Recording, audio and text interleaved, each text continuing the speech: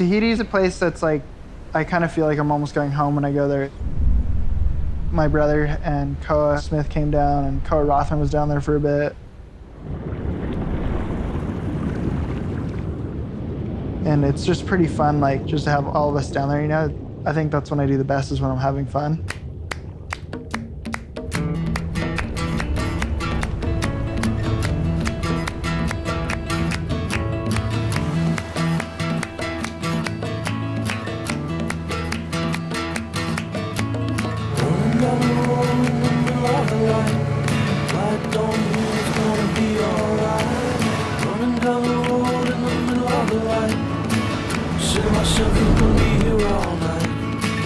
Try to find myself and grow. That way I know I see I'll never go slow. Try to find myself and grow. That way you know you see I'll never go slow.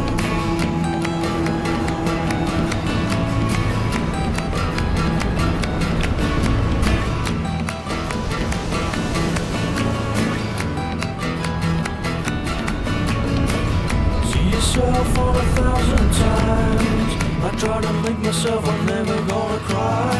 You know the way in the day I fall. I never know the lack of love I felt, so hiding, hiding, hiding, hiding, hiding, hiding, hiding, hiding.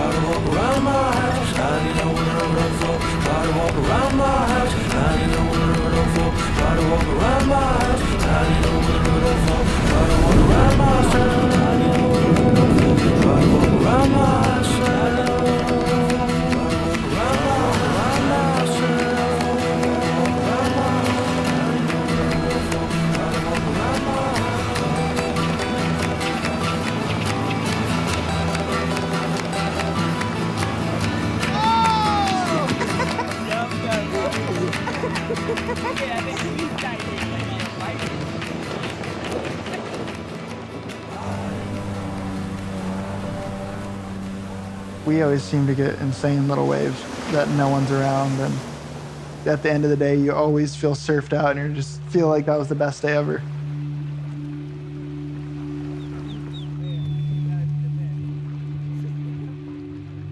You hear people say, hey, go out there and have fun. Don't worry about the other competitor. But to actually do it, that's hard.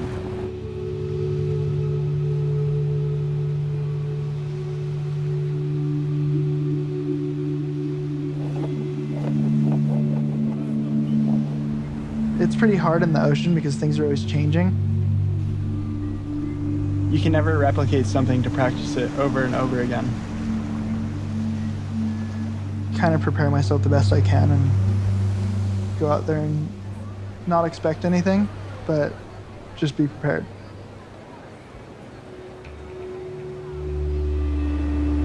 Florence wants to start swinging, grabs around the takeoff, adjusts his line once and just lets that wave engulf him. Julian paddling into this thing, and it looks pretty darn good. I mean, look how hollow this thing is. Gets underneath it, there's that foam ball, and flies, still stalling, and he's out. Wow, that is the comeback wave that he needed right there. John goes now to answer back. He is super deep. It was all just in those last couple seconds, and then me and Julian are paddling in, and then they announced that I got the score. Florence back to first on the final exchange to get a semifinal with Gabriel Medina. I just went in, focused on completely what I wanted to do, and it ended up being a heat real similar to the one we had the year before. have a look at this. A solid one for Medina. The bottom drops out. He is in an absolute cave. John's on the next one. Late takeoff, survives it. This one's wide open. I'd give them both 10s, but that's me. John takes the lead. Medina down to second. It's official. You're looking at the man on top of the Jeep leaderboard. He's going to get a matchup with Kelly Slater in the final here at Choco. I was just so pumped, full of adrenaline. I was just so psyched. I couldn't even calm myself down enough for the final.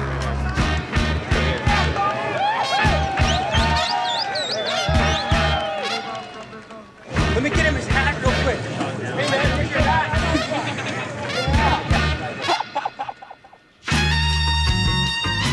This is the moment we've been waiting for. John Florence about to take on the greatest of all time, Kelly Slater.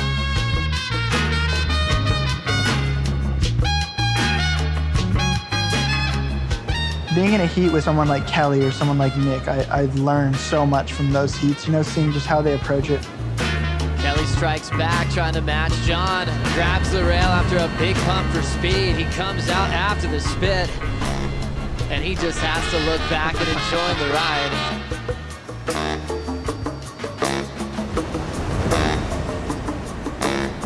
Looking for more, and just doesn't quite come out of that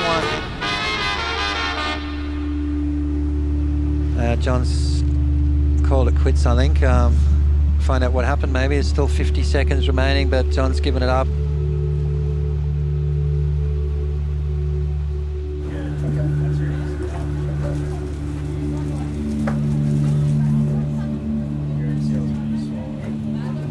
I've felt my knee go just past the stopping point of bending sideways. And I didn't know how bad it could be or where it was at. The runner-up of the Billabong Pro Tahiti, John Florence. And just thinking about that final, what happened, what would you do differently, and ultimately, are you okay? We saw you kind of hobbling up the stage earlier. Tweaked my knee a little bit on the last wave. It's all good though, it's pretty minor. You first surfer to represent Hawaii to be world number one since the late Andy Irons. What does that mean to you? It means everything, you know, and I have my whole family, my mom and my brother and everyone back in Hawaii watching, and so thank you for the good waves and yeah, it's awesome. John Florence, everybody, your new world number one, and runner-up in the Billabong Pro Tahiti.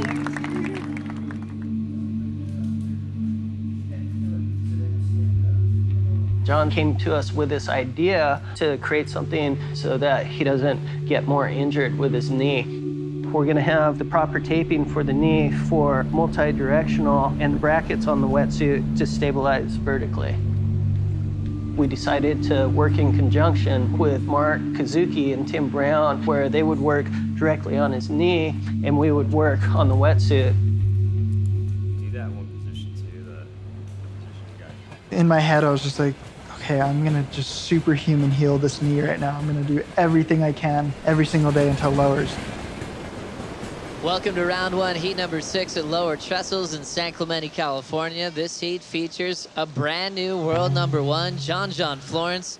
1, 2, 3, 4.